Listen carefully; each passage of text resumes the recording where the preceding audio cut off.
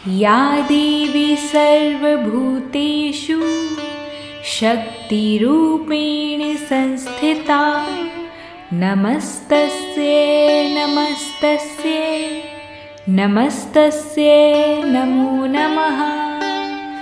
हे भगवती माँ, आप ही इस सृष्टि की आधारशिला हैं। जब जब मनुष्य संकटों से घिरता है, जब जब अधर्म बढ़ता है, तब तब आपकी कृपा ही हमारे जीवन में नया प्रकाश लाती है।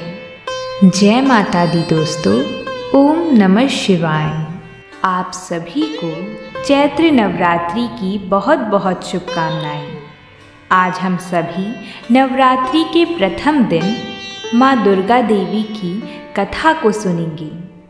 ऐसा माना जाता है कि जो भी व्यक्ति श्रद्धा और विश्वास के साथ माँ दुर्गा की आराधना करता है, उसके सभी संकट दूर हो जाते हैं और वह अपने जीवन की बाधाओं को पार कर लेता है।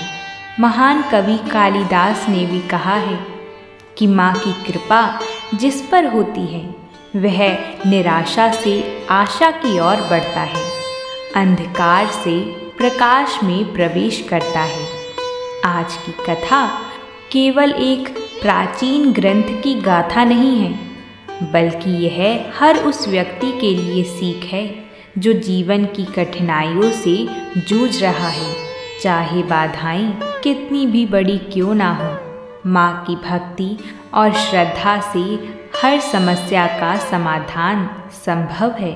तो आइए इस कथा के माध्यम से जानते हैं कि कैसे माँ दुर्गा की कृपा ने एक साधारण स्त्री के जीवन को बदल दिया और कैसे यह ज्ञान हमारे जीवन को भी दिशा दे सकता है।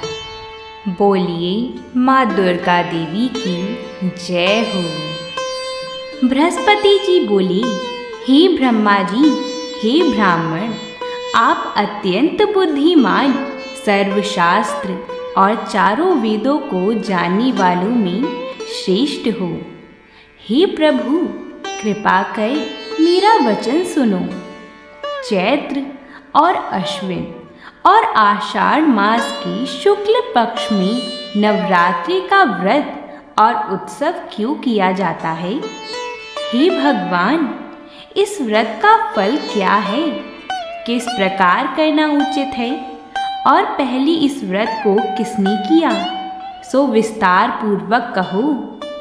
बृहस्पति जी का ऐसा प्रश्न सुनकर ब्रह्मा जी कहने लगे कि हे बृहस्पति, प्राणियों का हित करने की इच्छा से तुमने बहुत ही अच्छा प्रश्न किया।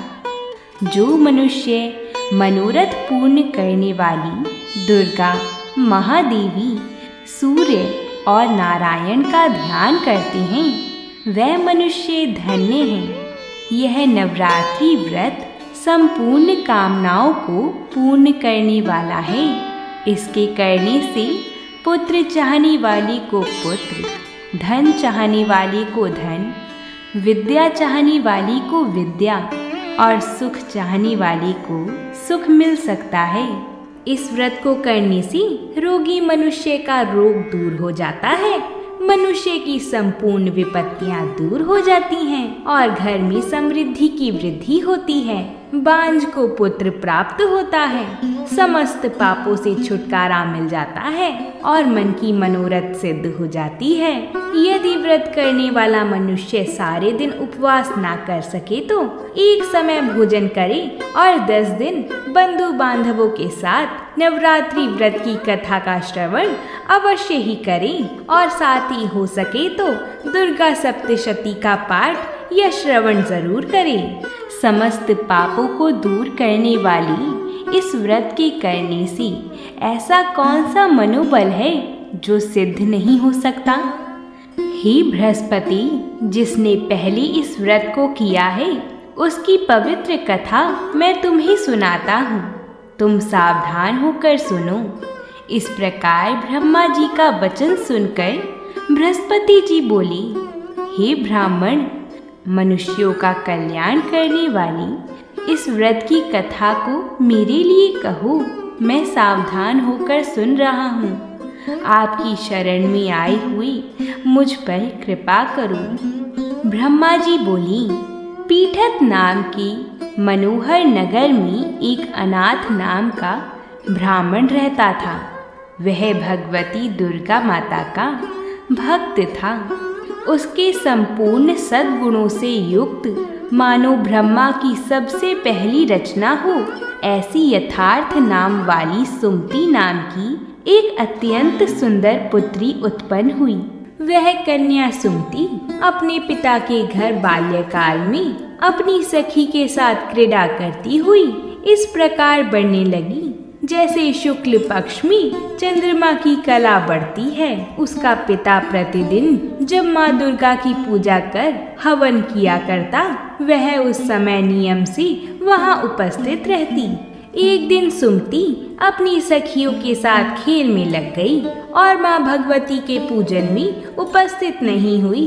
उसके पिता को पुत्री की ऐसी असावधानी देखकर क्रोध आया और वह पुत्री से कहने लगा कि अरे दुष्ट पुत्री, आज तूने माँ भगवती का पूजन नहीं किया, इस कारण मैं किसी कुष्ठ रोगी या दरिद्र मनुष्य के साथ तेरा विवाह करूँगा। पिता का ऐसा वचन सुनकर सुमति को बड़ा दुख हुआ और पिता से कहने लगी, पिताजी, मैं आपकी कन्या हूँ तथा सब तरह से आपके अधीन हूँ। जैसी आपकी इच्छा हो वैसे ही करना। राजा से, कुष्ठी से, दरिद्र से अथवा जिसके साथ भी चाहूँ मेरा विवाह कर दो, पर होगा वही जो मेरे भाग्य में लिखा है। मेरा तो अटल विश्वास है, जो जैसा कर्म करता है उसको कर्म के अनुसार वैसा ही फल प्राप्त होता है। क्योंकि कर्म करना मनुष्य के अधीन है, पर फल देना ईश्वर के अधीन है। जो मनुष्य अपने दुखों को केवल भाग्य का खेल मानकर बैठ जाता है, वह जीवन में कभी आगे नहीं बढ़ सकता। ब्राह्मण की पुत्री सुमति ने जब अपने पिता के कठोर वचन सुने, तब उसने यह नहीं कहा कि मेरा जीवन समाप्त हो गया, बल्कि उसने धैर्य रखा कि कर्म मनुष्य के हाथ में है और उसका फल देव के अधीन है।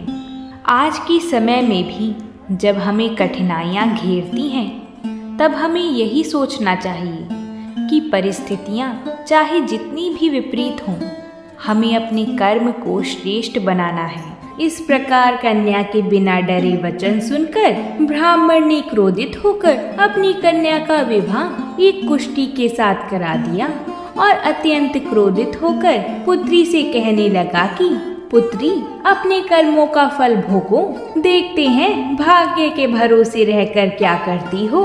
पिता के ऐसे कटु वचन को सुनकर सुमति मन में विचार करने लगी, अहो, मेरा बड़ा भाग्य है जिससे मुझे ऐसा पति मिला है। जब सुमति को कुष्ठ रोगी पति के साथ भेज दिया गया तो वह निराश नहीं हुई। उसने अपने दुख को अपनी हार नहीं बनने दिया। आज भी जब जीवन में कठिन समय आता है, किसी की नौकरी चली जाती है, कोई व्यापार में घाटे में चला जाता है, रिश्तों में तनाव आ जाता है, तो हमें धैर्य रखना चाहिए और अपनी श्रद्धा को बनाए रखना चाहिए। अंधकार चाहे जितना भी घना हो, सूरज की एक किरण उसे मिटा सकती है। इस तरह अपने दुख का विचार करती हुई वह कन्या अपने पति के साथ वन में चली गई और डरावनी कुशायुक्त उस निर्जन वन में उन्होंने वह रात बड़े कष्ट से व्यतीत की। उस गरीब बालिका की ऐसी दशा देखकर देवी भगवती ने पूर्व पुण्य के प्रभाव से प्रकट हो सुमति से कहा, हे दीन ब्राह्मणी, मैं तुझसे प्रसन्न हूँ। तुम जो चाहो सो वरदान मांग सकती हो। भगवती दुर्गा का यह वचन सुनकर ब्राह्मणी ने कहा, आप कौन है देवी? वह सब मुझसे कहिए। ब्राह्मणी का ऐसा वचन सुनकर देवी ने कहा कि मैं आदि शक्ति भगवती हूँ और मैं ही ब्रह्म विद्या व सरस्वती हूँ। प्रसन्न होने पर मैं प्राणियों का दुख दूर करती हूँ, उनको सुख प्रदान करती हूँ। भगवती दुर्गा स्वयं प्रकट होकर कहती हैं कि हे ब्राह्मणी, मैं तुझ पर तेरे पूर्व जन्म के पुण्य के प्रभाव से प्रसन्न हूँ। इससे हमें यह शिक्षा मिलती है कि कभी भी अच्छे कर्मों की शक्ति को कम मत समझो। आज के समय में भी यदि हम अच्छे कर्म करें, ज़रूरतमंदों की सहायता करें, सत्य और धर्म के मार्ग पर चलें, तो समय आने पर हमारे जीवन में चमत्कार अवश्य होगा। देवी दुर्गा कहती हैं, मैं तुम्हें तुम्हारे पूर्व जन्म का वृत्तांत सुनाती हूँ, तुम ध्यान पूर्वक सुनो। तुम पूर्व जन्म में निषाद की स्त्री थी और अति पतिव्रता थी। एक दिन तेरे पति निषाद ने चोरी की। चोरी करने के कारण तुम दोनों को सिपाहियों ने पकड़ लिया और ले जाकर जेल खाने में कैद कर दिया। उन लोगों ने तुझको और तेरे पति को भोजन भी नहीं दिया। इस प्रकार नवरात्रि के दिनों में तुमने ना तो कुछ खाया और ना ही जल ही पिया। इस प्रकार 9 दिन तक नवरात्रि का व्रत हो गया। हे ब्राह्मणी, उन दिनों में जो व्रत हुआ, इस व्रत के प्रभाव से ही मैं प्रसन्न होकर मैं तुझे मनोवांछित वर देती हूँ। तुम्हारी जो इच्छा हो सो मांग लो। इस प्रकार दुर्गा के वचन सुनकर ब्राह्मणी बोली, अगर आप मुझ पर प्रसन्न हैं तो हे दुर्गा माई, मैं आपको प्रणाम करती हूँ। कृपया करके मेरे पति का कोढ़ दूर करो। देवी ने कहा, उन दिनों तुमने जो व्रत किया था, उस व्रत का 1 दिन का पुण्य पति का कोढ़ दूर करने के लिए अर्पण करो। उस पुण्य के प्रभाव से तेरा पति कोढ़ से मुक्त हो जाएगा। और देवी ने कहा, जो व्रत तुमने अनजाने में किया, उसी का पुण्य आज तुम्हें फल दे रहा है। हमारे जीवन में भी कई बार ऐसा होता है कि हम सोचते हैं कि हमने तो किसी का बुरा नहीं किया, फिर हमारे साथ बुरा क्यों हो रहा है। लेकिन हमें यह समझना चाहिए कि हमारे कर्मों का प्रभाव लंबे समय तक रहता है। आज का किया हुआ सत्कर्म कल का भाग्य बनता है। ब्रह्मा जी बोले। इस प्रकार देवी के वचन सुनकर वह ब्राह्मणी बहुत प्रसन्न हुई और पति को निरोग करने की इच्छा से जब उसने तथास्तु ऐसा वचन कहा, तब उसके पति का शरीर भगवती दुर्गा माँ की कृपा से कुष्ठ रोग से रहित अति कांतिवान हो गया। वह ब्राह्मणी पति के मनोहर देह को देखकर देवी की स्तुति करने लगी। हे दुर्गा माई, आप दुर्गति को दूर करने वाली हैं, तीनों लोकों का संताप हरने वाली हैं, समस्त दुखों को दूर करने वाली हैं, रोगी मनुष्यों को निरोगी करने वाली हैं, प्रसन्न हो, मनोवांछित वर देने वाली हो और दुष्टों का नाश करने वाली जगत की माता हो। हे अम्बे माँ, मुझ अबला को मेरे पिता ने कुष्ठी मनुष्य के साथ विवाह कर घर से निकाल दिया था। मैं पिता से तिरस्कार होकर निर्जन वन में विचर रही हूँ। आपने मेरा इस विपदा से उद्धार किया है। हे देवी माँ, आपको प्रणाम करती हूँ, मेरी रक्षा करो। ब्रह्मा जी बोली, हे बृहस्पति देव। उस ब्राह्मणी की ऐसी स्तुति सुनकर देवी बहुत प्रसन्न हुई और ब्राह्मणी से कहा, हे ब्राह्मणी, तेरे उदाल्य नामक अति बुद्धिमान, धनवान, कीर्तिवान और जितेंद्रिय पुत्र शीघ्र ही उत्पन्न होगा। मैं तुझे ऐसा वर देती हूँ। जब सुमति ने माँ दुर्गा की स्तुति की, तब माँ ने उसे न केवल उसके पति का स्वास्थ्य लौटाया, बल्कि भविष्य में उसे एक बुद्धिमान और समृद्ध संतान होने का भी वरदान दिया। आज भी जब जीवन में कोई समस्या आई तो हमें घबराने की बजाय माँ की शरण में जाना चाहिए। भक्ति केवल मंदिर में सिर झुकाने का नाम नहीं है, यह अपने जीवन में सकारात्मकता और श्रद्धा बनाए रखने का माध्यम है। हमें भगवान का नाम जप करते हुए भगवान की शरण लेनी चाहिए। वर देकर देवी ने ब्राह्मणी से फिर कहा कि हे ब्राह्मणी, और जो कुछ तेरी इच्छा हो वह मांग ले।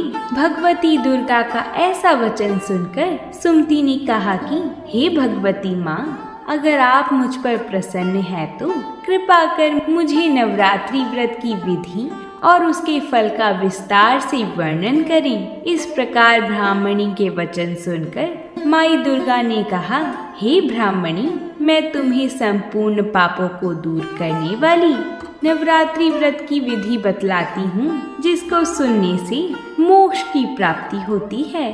अश्विन मास के शुक्ल पक्ष की प्रतिपदा तिथि से लेकर 9 दिन तक विधि पूर्वक व्रत करें।